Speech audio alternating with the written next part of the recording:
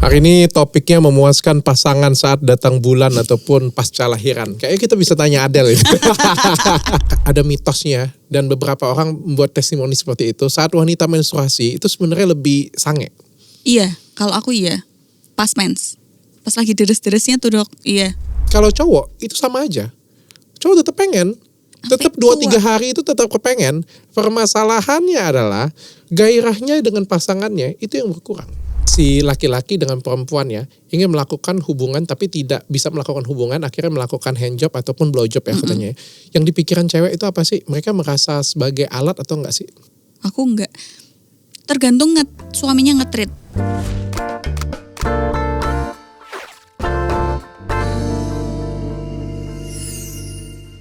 Hari ini topiknya memuaskan pasangan saat datang bulan ataupun pasca lahiran. Kayaknya kita bisa tanya Adele ini.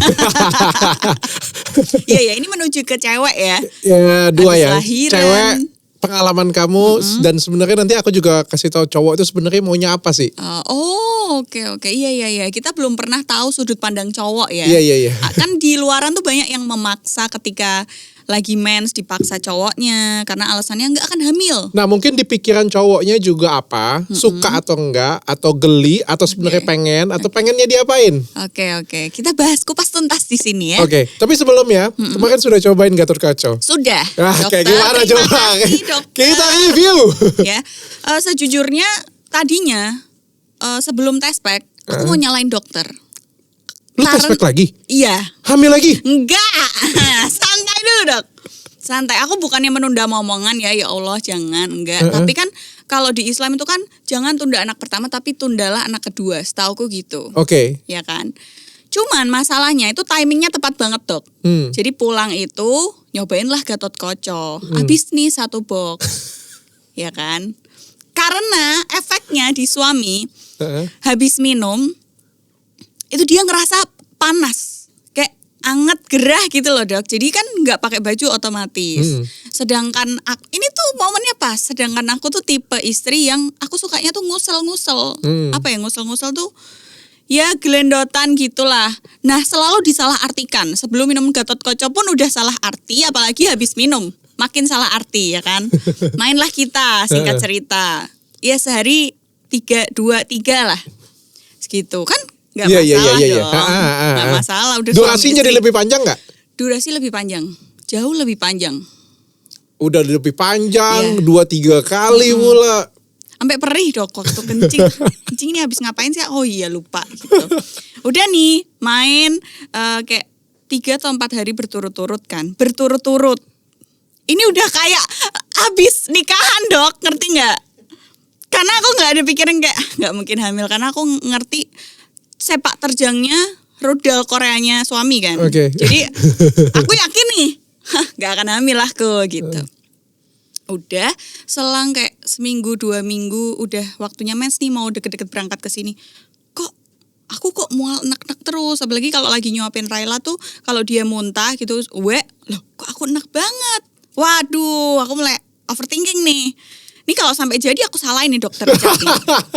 Aku udah gitu. Terus aku bilang ke suamiku, sampai ini jadi ini semua salah kamu 100%. Karena aku kan penampung. Kamu yang mengucuri bibit dan menyiraminya. Akhirnya aku suruh beli test pack. Dan hasilnya? Alhamdulillah negatif ya Allah. Tapi kamu ASI gak sih? ASI. Kalau ASI harusnya enggak. Tapi udah mens dok. Iya, kalau ASI juga enggak memang. Memang pada saat ASI itu biasa terjadi menstruasi. Enggak ada masalah tentang menstruasinya. Tapi biasanya ASI itu mencegah terjadinya ovulasi. Terjadinya ya, biasanya seperti itu. Ya, dok. Ya kalau aku enggak salah ini ya. Katanya iya sih, menyusui itu tapi juga. Jadi lebih gacor ya? Gacor luar biasa. Untuk istri-istri ya. Kalau kalian masih dalam posisi kecapean atau lagi posisi ribet, jangan suruh suami kalian minum ini. Karena itu akan merepotkan hidup kalian tau. Tapi kalau kamu minum enggak?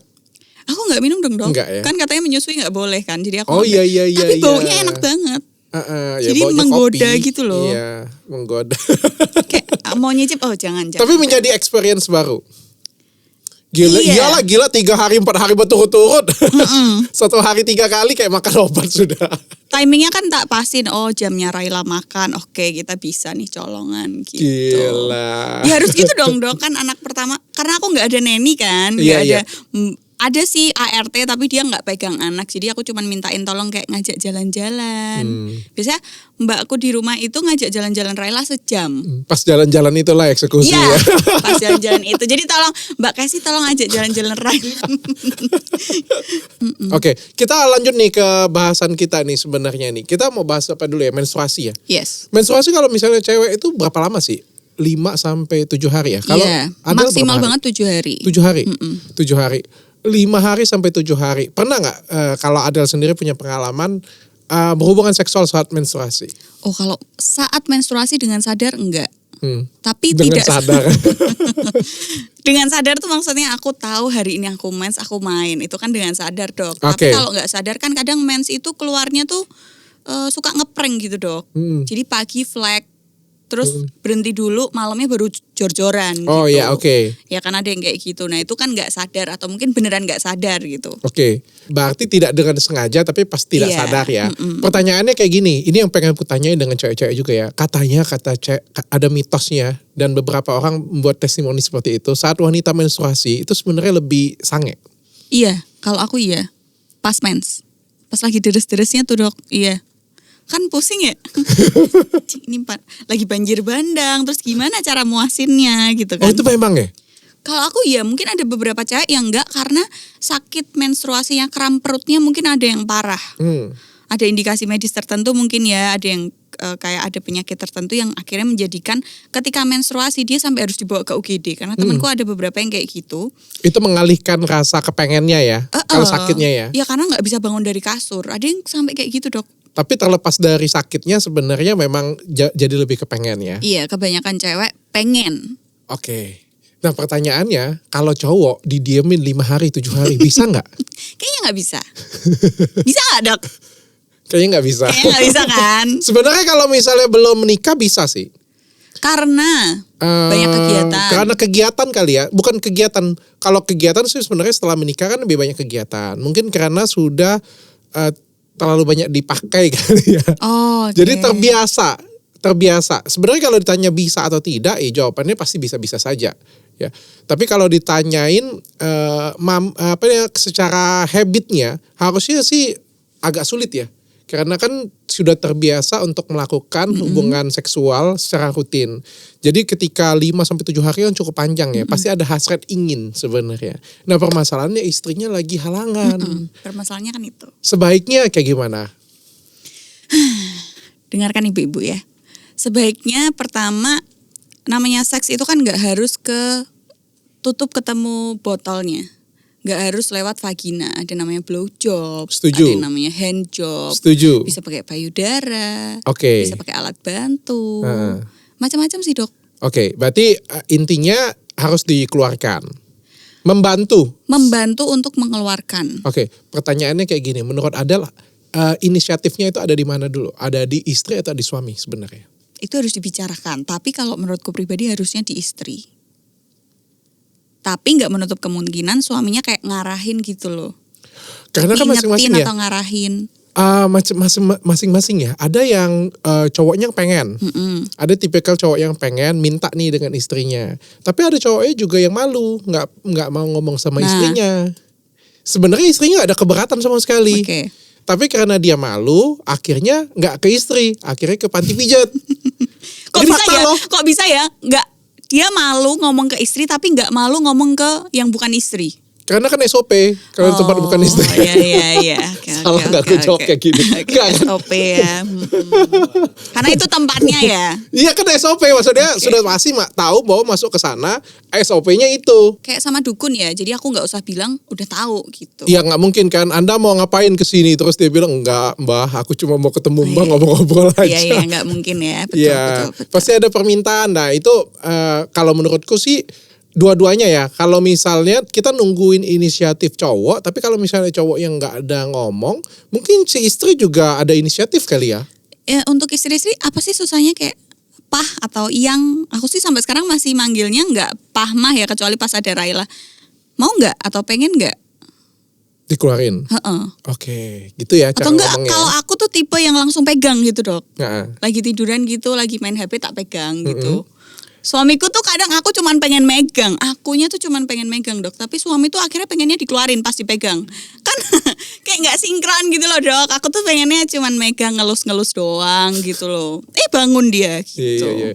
Dan minta dikeluarin ya. Ha-ha. Minta dikeluarin. Tapi pernah nggak pas kamu lagi menstruasi mau bantuin suami untuk dikeluarin, tapi malah kepengen? Oh iya sering itu. Udah itu sering ya ibu-ibu.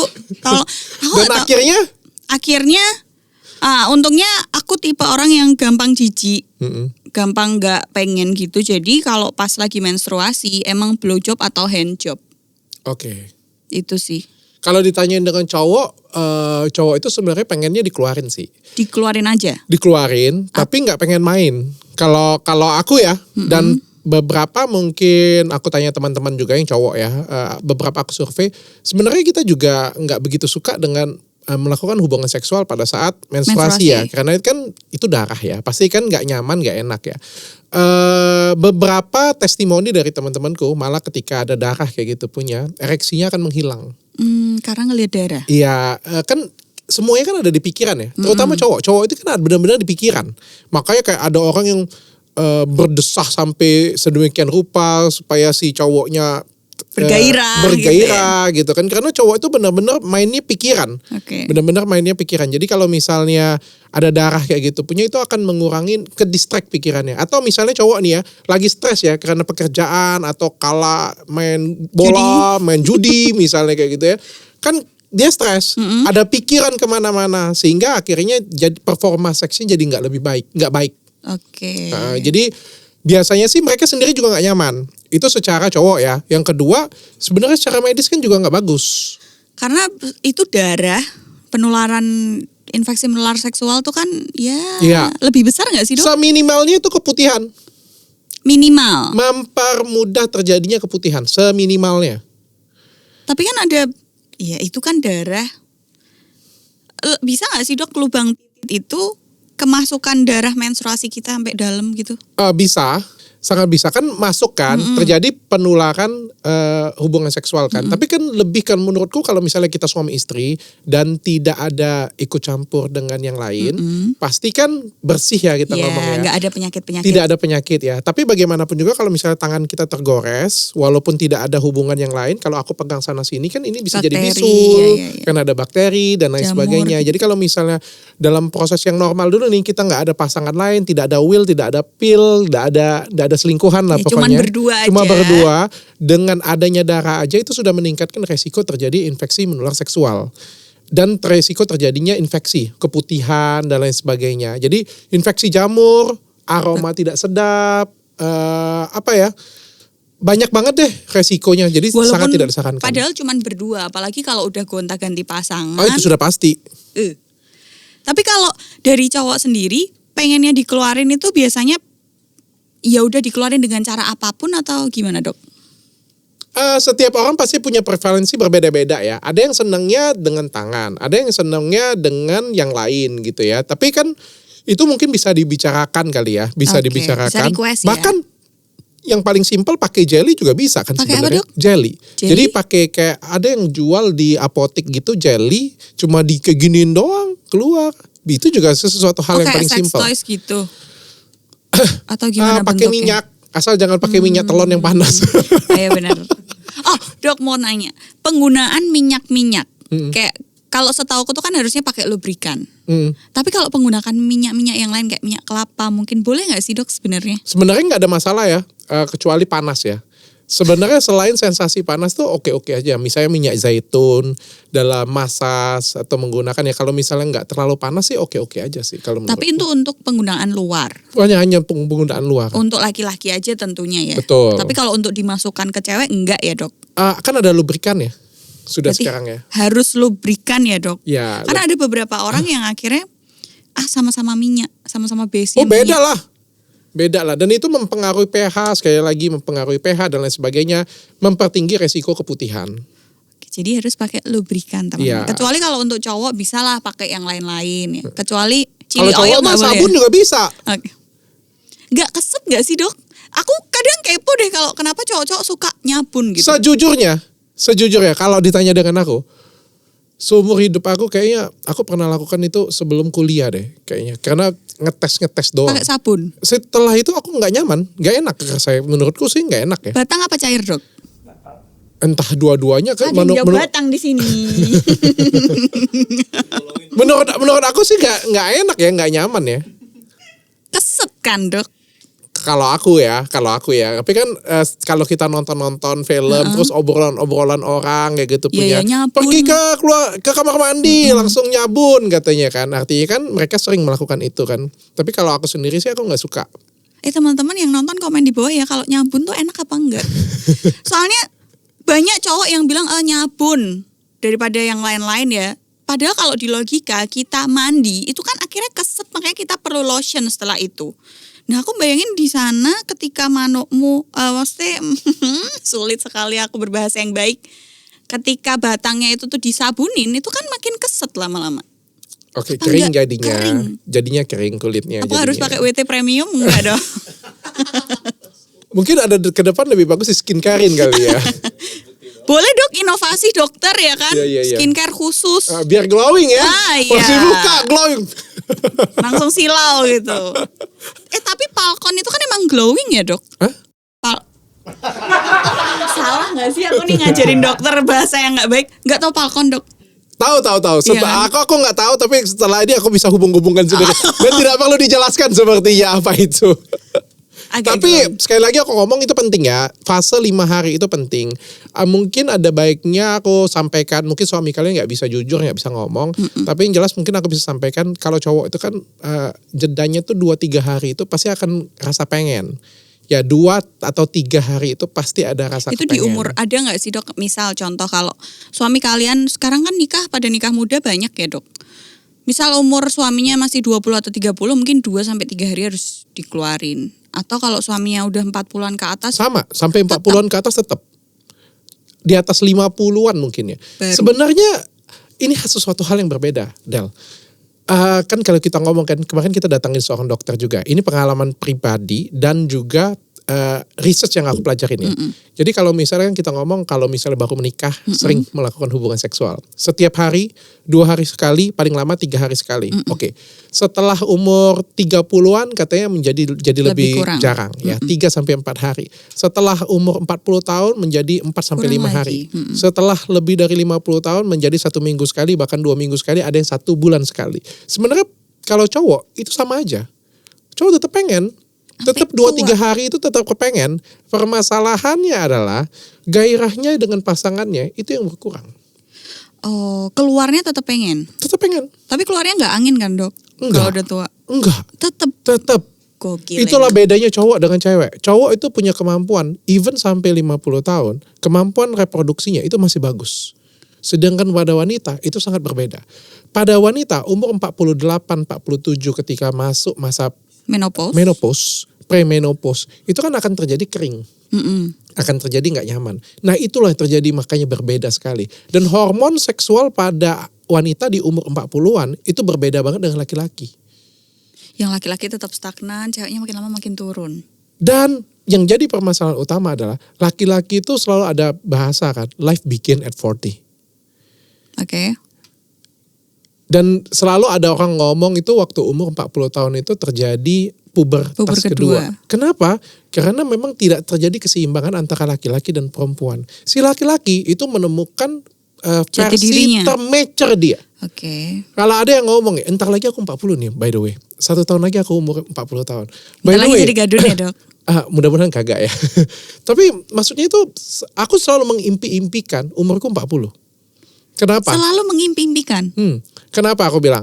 Karena pada waktu umur 28-30 tahun, itu kan pada waktu itu aku sudah ngerasa cukup sukses ya. Aku sudah bisa cari duit, bisa bagus, pasienku banyak sebagai seorang dokter.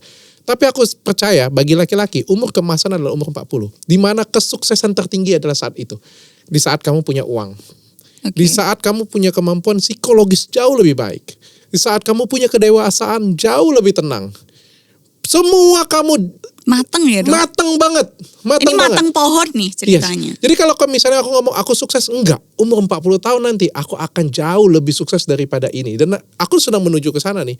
Dan setelah aku nilai, ini 1 tahun lagi aku nilai, memang benar secara fisik aku mature banget, secara pemikiran aku mature. Yang dulu misalnya ada istri renyeng atau pacar Rewel. nyebelin kayak gitu punya, kita ikut nyebelin, dan aku ngerasa banget kalau kayak sekarang kan kita tenang banget gitu kan. Kita tahu apa yang harus kita lakukan. Lebih dewasa ya. Artinya secara penampilan fisik dan sebagainya dia sempurna. Maka banyak banget pasti akan gula yang akan mendekati. Semut dok. Semut ya, salah ya. Semut. Karena dia gus.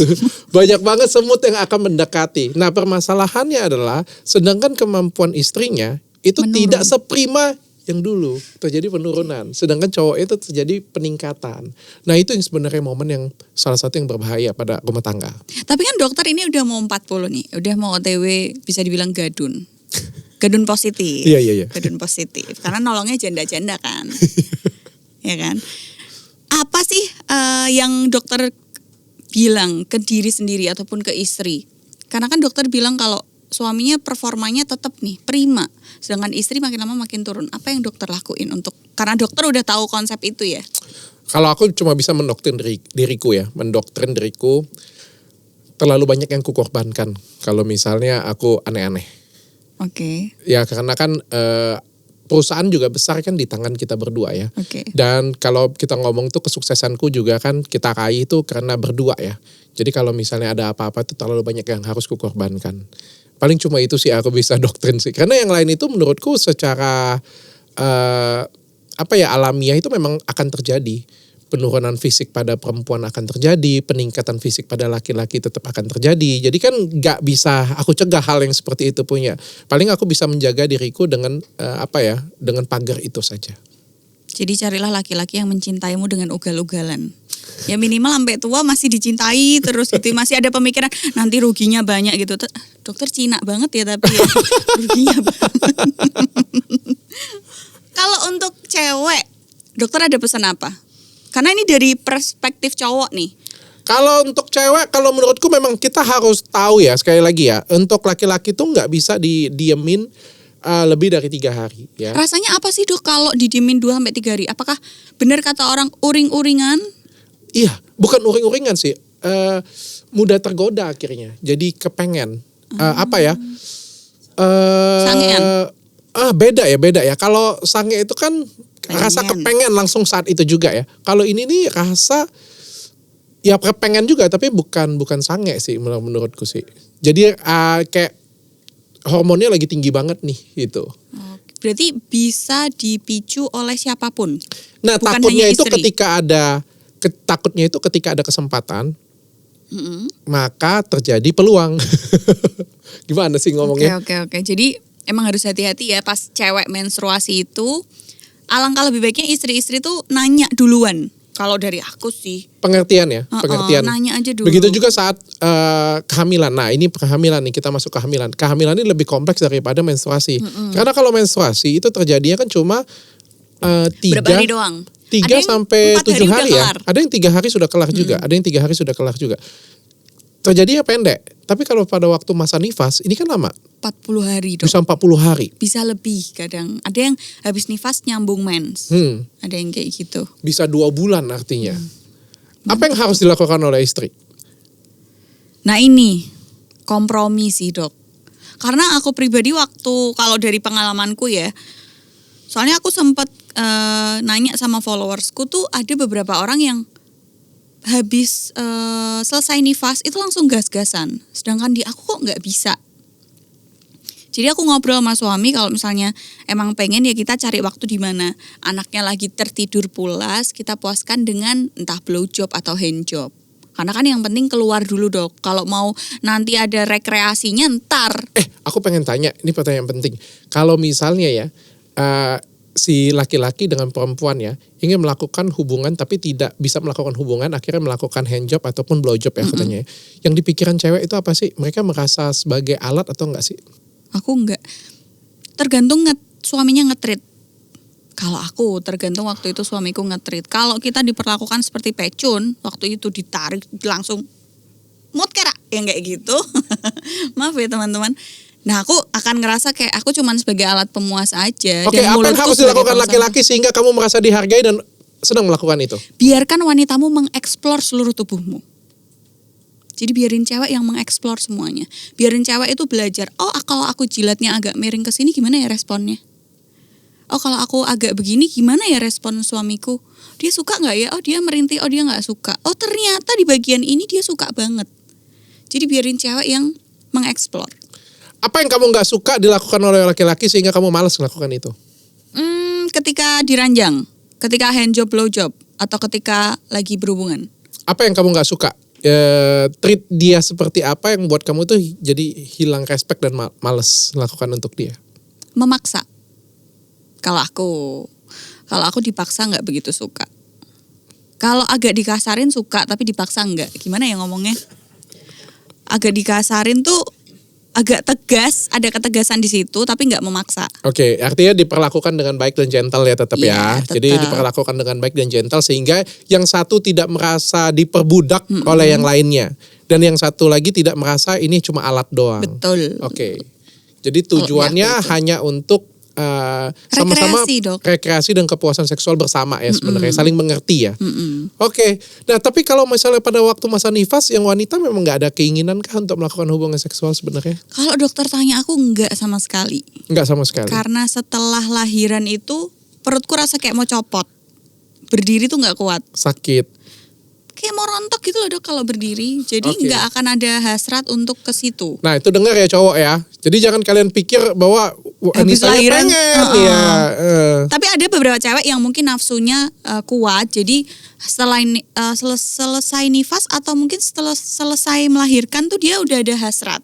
Tapi mungkin kan masih nggak bisa. Tapi kalau di aku itu sih dok, karena belum lagi ada yang sobek atau ada jahitan di bagian vagina dan lain-lain, atau mungkin istrinya lahirannya sesar, itu kan juga jahitan tuh kan ngaruh penting banget. Karena waktu itu aku mikir kayak kalau aku kan dijahit tapi sobeknya miring dok, gak ke atas gak ke bawah. Kalau dimasukin apakah robek lagi ya? Oke, dari satu pemulihan secara fisiknya belum sempurna, yang kedua ada pikiran juga dan ketakutan untuk robekannya terbuka kembali ya. Karena banyak yang robekannya akhirnya kebuka lagi dok. Oke. Jadi tidak disarankan setelah masa nifas mungkin bisa dikerjakan, tapi selagi masa nifas itu wanitanya juga punya kesadaran untuk mencoba men-treat suami, yang suaminya juga harus punya kesadaran untuk bersabar. Iya. Karena istrinya juga posisinya lagi sakit. Lagi recovery. Kalaupun sudah recovery pun mau mulai lagi, jangan suaminya tuh gas-gasan gitu loh dok. Ini kalau dari sisi istri ya. Oke. Jangan langsung gas-gasan dimasukin karena cairan vaginanya kayaknya agak berkurang. Makanya waktu itu aku butuh lubrikan. Awal-awal ya. Awal-awal itu butuh lubrikan. Jadi jangan langsung digaspol, pelan-pelan eksplorasi lagi ya dari awal ya. Atau foreplaynya harus dilamain. Oke. Jadi pastiin si ceweknya ini udah basah, jangan langsung ditabrak. Oke. Tapi kenapa kalau misalnya lagi kehamilan, sebenarnya cewek itu lebih kepengen atau enggak sih? Ada yang iya, ada yang enggak. Temanku ada yang ceweknya yang minta terus. Tapi kalau di aku enggak. Karena enggak tahu ya, aku mungkin menikmati masa kehamilanku gitu. Tapi aku membantu suami untuk ngeluarin. Karena ya gila aja dok, 9 bulan dok. Kira-kira Oh iya 9 bulan lu enggak merasa lebih berkurang? Iya, aku Lebih berkurang ya? Enggak yang pengen terus. Mungkin sesekali iya. Padahal sebenarnya secara medis itu disarankan loh. Waktu udah 9 bulannya, 8 ke 9-nya, udah gedenya iya. Disarankan supaya mempermudah untuk lahiran. Mempermudah cepat keluarnya. Iya, waktu itu bidan nyuruh aku gitu dok. Tapi pas dipraktekin mungkin itu kayak 3 hari sebelum aku lahiran. Jadi udah sakit rasanya. Oke. Waktu itu. Tapi itu dokter-dokter banyak yang nyaranin untuk biar ngerangsang biar bayinya mau keluar, dikeluarin di dalam katanya, karena dia yang bilang kayak gitu. Oh iya, karena ada sperma itu ada enzim apa yang mempertipis serviknya, sehingga jadinya akan lebih cepat untuk lahiran. Jadi kalau misalnya ketemu dinding serviknya jadi lebih menipis sehingga akhirnya mudah terjadi pembukaan. Oke, si spermanya itu. Yes. Makanya tidak disarankan untuk ngeluarin di dalam ketika kehamilan awal. Karena beracun untuk si bayi. Oke. Kenapa wanita enggan melakukan hubungan seksual setelah melahirkan? Yang pertama, tidak percaya diri dengan bentuk tubuh. Ada nggak ngerasa nggak percaya diri dengan bentuk Jelas. tubuh? Pasti ya. Udah perutnya kayak balon percayalah teman-teman, kempes. aku nggak suka banget dengan hal yang kayak gini punya ya. Untuk laki-laki dan perempuan ya, semua wanita ketika melahirkan itu mengorbankan jiwa dan raganya untuk melahirkan seorang anak ya, untuk Seluruhnya. keluarga. Ya, jadi jangan dibully dan itu pasti terjadi rusak tubuhnya. Dan itu nggak bisa dihindarin. Itu nggak bisa dihindarin. Mau kalian siapapun, mau kalian artis Korea sekalipun, mau kalian artis Hollywood sekalipun, itu pasti akan terjadi. Yang bisa kita lakukan cuma meminimalisasi supaya nggak rusak-rusak banget. Cuma itu aja. Tapi percayalah, itu akan balik lagi kok bisa. Tapi berapa lama dok baliknya? 1 tahun, 6 bulan sampai 1 tahun oke kok bisa. Hah? Iya. Tergantung si istrinya maunya bagaimana ya. Kalau misalnya mereka mau, Bukan tergantung duit suami. dua-duanya itu. Tergantung mau istri dan tergantung duitnya suami. Ya kan itu Iya. wah Saling pasti berhubungan. tuh. Ya kan? 6 sampai 1 tahun bisa balik kok. Aku tuh sedih melihat kayak ada beberapa artis di Indonesia bahkan dibully ketika punya anak ya. Saat ASI, Iya karena teteknya bengkak ya dok. badannya gede banget dan kita bilang jelek banget ya, gendut banget ya. Tapi kita lihat 1 tahun kemudian Cantik lagi. dia bisa cantik lagi. Artinya bisa sebenarnya. Ya jadi jangan nilai saat itu. Dan sebagai seorang suami juga kita jangan nilai istri pada saat itu. Sekali lagi kita harus bilang terima kasih dengan istri yang sudah melahirkan seorang anak yang luar biasa. Ya itu harus Gak dipahami. banyak loh suami-suami sadar gini dok. Dan si Malah istri juga sama. Istri juga harus punya pikiran, aku kayak gini cuma sementara. Aku harus rawat diriku. Gitu. Betul, setuju. Masalahnya yang ngebully itu bukan suami kadang dok, mertua, tetangga, bude, pak de, ya kan, sepupuku bahkan ketemu kemarin, ya ampun Dela, badannya kamu, kakakku kan agak gendut gitu dok, gede banget kan badannya. Terus, iya sekarang kamu badannya kayak kayu. Padahal dia sama, maksudnya kita sama-sama busui gitu. Badan dia juga gede, berat kita sama, cuman dia lebih pendek jadi kelihatannya dia bundar gitu dok. Tapi dia ngomongin aku kayak gitu kayak, harusnya kayaknya kita harus saling support deh. Kita kan sama-sama busui. Nah kadang-kadang Gitu. kayak gitu tuh yang ngebully juga ibu-ibu sendiri. Apa karena kehabisan topik ya tuh ibu-ibu ya? Ya makanya nggak semua harus didengerin sih. Tapi kita ya harus perbaikan sih. Intinya semua bisa diperbaikin, tenang aja. Semua bisa diperbaikin. Kita bisa cantik lagi. Apalagi zaman sekarang klinik kecantikan sudah menjabur, banyak banget. Dokter-dokter hebat juga sudah banyak. Bisa kok diperbaikin, tenang aja. Stretch mark. Bisa. Tapi lebih penting lagi saat kehamilan itu menjaga diri. Itu pasti lebih cost-nya akan lebih kecil. Dari hamil ya dok, dari hamil awal. Bedanya Makanannya- kalau di Indonesia dengan di Korea. Kalau di Indonesia, kalau nggak makan dimarahin. Dimarahin Iya. emak, dimarahin mertua. Kamu nggak sayang sama anak. Oh iya dok. Itu tuh anak kamu kesian tuh nggak makan tuh. Apalagi kalau istrinya hamil-hamil awal tuh muntah-muntah kan nggak mood makan tuh. Nanti anaknya makan apa kalau kamu muntah-muntah nggak ada yang masuk. Betul. Kalau di Korea, Heeh. ibu-ibu yang overweight naik berat badannya lebih dari 20 kilo itu suruh diet oleh dokternya. Hah, pas hamil? Makanya aku bilang, karena sebenarnya anak kita itu membutuhkan nutrisi, bukan membutuhkan makanan. Oke. Sedangkan nutrisi bisa didapat nggak hanya makanan. Jadi kalau kita nutrisi dan makanan itu suatu hal yang berbeda. Nutrisi itu satu pack nutrisi. Kalau makanan itu satu gentong makanan. Kita contoh ya, makanan ya, nasi satu bakul. Oke. Makanan nggak? Makanan. Astor satu bakul. Oke. Makanan nggak? Makanan. Kita mau ngomong apa lagi nih? Junk food satu bakul. Makanan nggak? Makanan. Tapi kalau kita ngomong nutrisi kan bukan. Oke. Ya. Emang anak lu makan ayam KFC? Enggak sih. Emang anak lu makan pizza? Enggak. Enggak kan? Ibunya yang makan. Ibunya yang makan. That's why makanya kadang-kadang tuh naik berat badannya 25 kilo. Padahal anaknya cuma 3 kilo lahirnya. Jadi sebenarnya 22 kilonya ada di emaknya. Nah, habit orang di Indonesia itu masih berpikir bahwa kalau emaknya nggak makan, anaknya nggak makan. Padahal itu semua salah besar. Yang kita pindahkan itu adalah nutrisi. Jadi yang paling penting itu adalah emak-emak yang makan makanan yang bernutrisi untuk anaknya. Oke. Iya setuju. Semakin kalian stricted kebutuhan nutrisi kita berapa, kebutuhan nutrisi anak berapa, itu saja yang kita makan. Sebenarnya badan kita itu nggak akan rusak, nggak akan melar segitu. Tapi gimana dengan ngidam dok? Sebenarnya nggak ada masalah tentang ngidam. Ngidam Kok kan cuma ngidam? sekali-sekali dan nggak besar banyak juga nggak apa-apa. Aku tiap hari dok Tiap hari makan ya? soto. Sekarang aku nggak doyan soto. Kayak ngelihat soto kayak ini kayak nggak enak deh gitu. Tapi pas hamil tuh pagi, siang, malam aku ayo kalau diajak makan soto. Aku cuma bisa ngingetin sih. Istri kan juga naik berat badannya kan tinggi banget ya. Aku cuma bisa ngingetin sih. Jadi dikasih makanan, apa yang dia suka, tapi kita harus juga mengingatkan. Ya Allah nggak enak banget toh dok. Misal nih, aku ngidamnya nasi padang misal. Mau mau makan nih, inget ya. Jadi makan tuh sambil inget ya, itu makanan bukan nutrisi kan nggak enak dok. Penting. Sambil diingetin gitu tuh kan. Tetap penting. Sama. Tetap penting. Kalau menurutku sih itu balance ya. Jadi kalau misalnya kamu ingin sesuatu, kalau diingetin, ada yang ngingetin. Kan aku cuma mengingatkan. Hati-hati loh. Karena kan kita hidup ini kan bukan cuma saat pas lagi kehamilan doang. Iya. Ingat loh. Kayak gini ya, kamu bilang ya. Kalau misalnya aku belajar nih ya.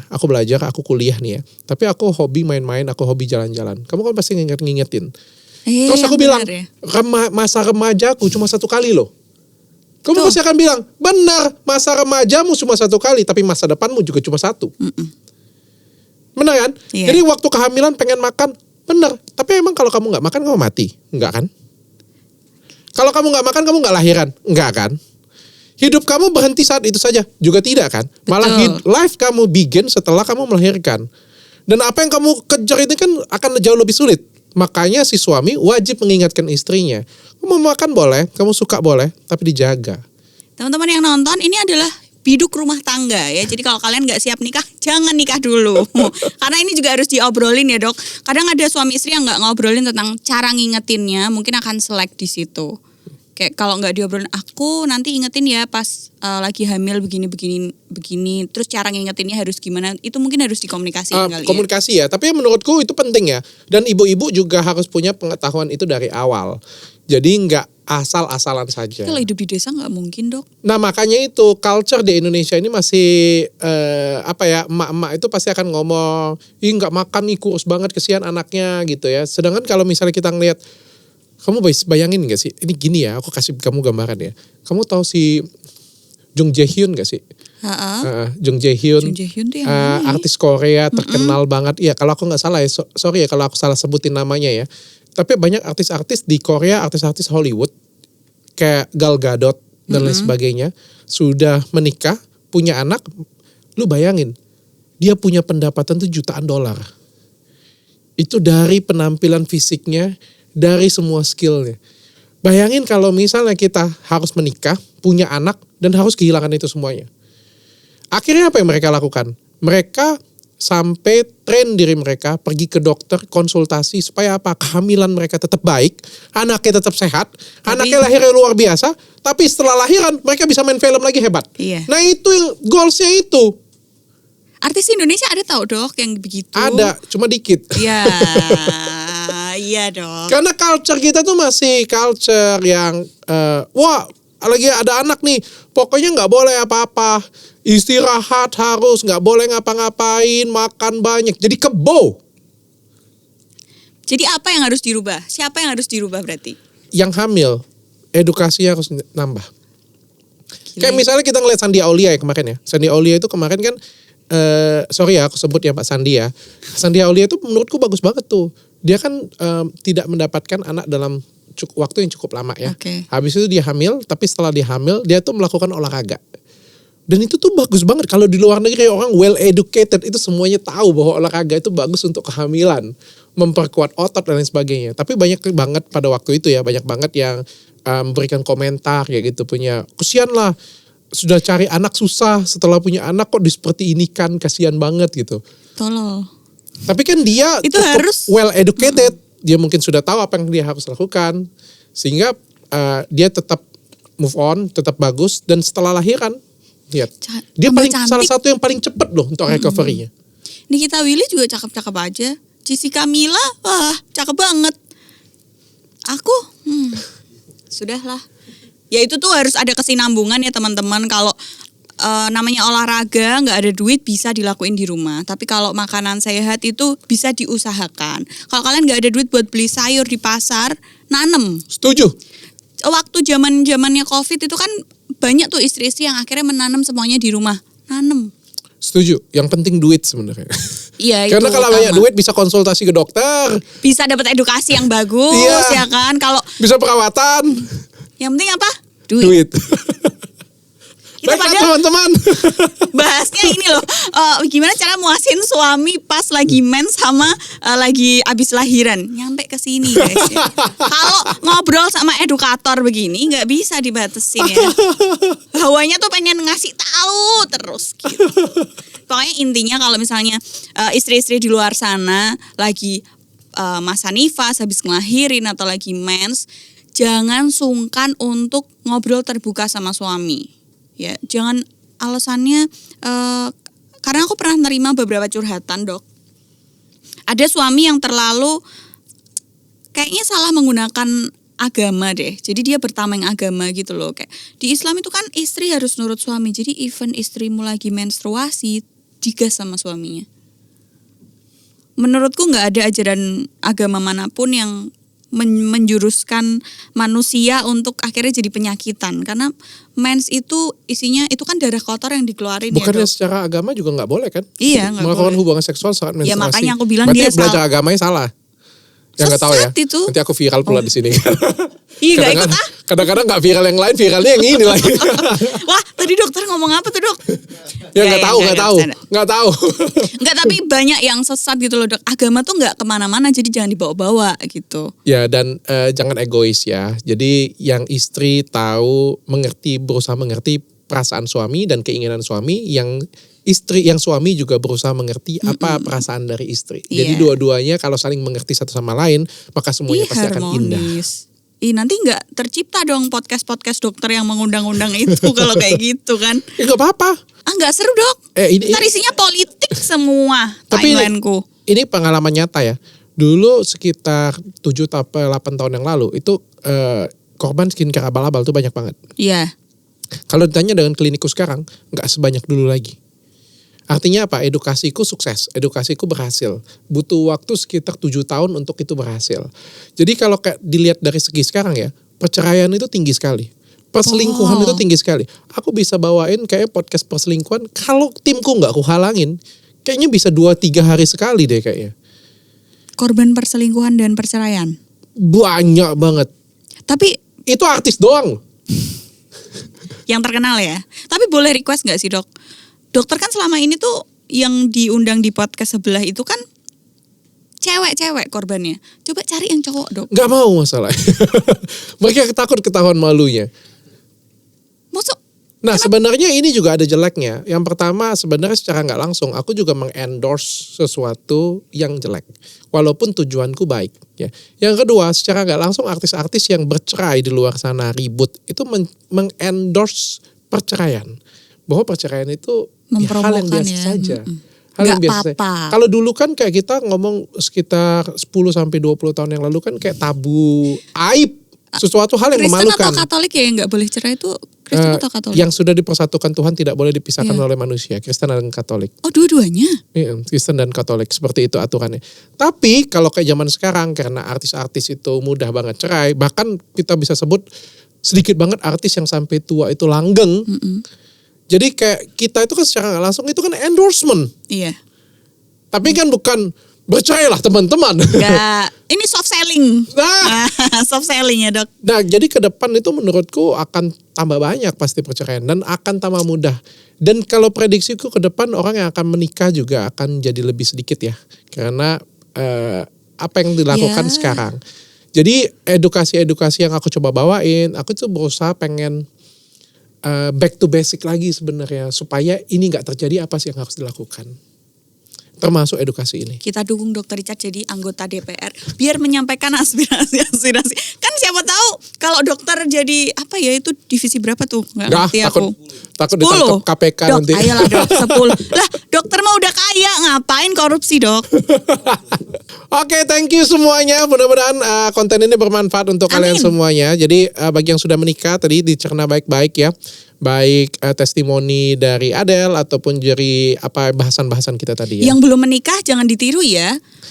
Banyak banget yang komentar di bawah nggak suka. Ada beberapa yang ngomong nggak begitu suka kontennya. Percayalah dengan saya. Ini konten yang kalian suka atau tidak pun suka akan kalian lalui dalam hidupan kalian. Aku dulu sering Dok nerima komentar kayak gitu. Aku cuman mikir adalah orang yang nonton ini berarti orang yang punya masalah. Kalau kamu nggak suka nonton ini berarti bersyukurlah kamu nggak punya masalah ini. Belum punya masalah. Amit-amit Dan ya Allah. kalau bisa jangan sampai kena masalah, dipelajarin dulu baik-baik. Thank you semuanya.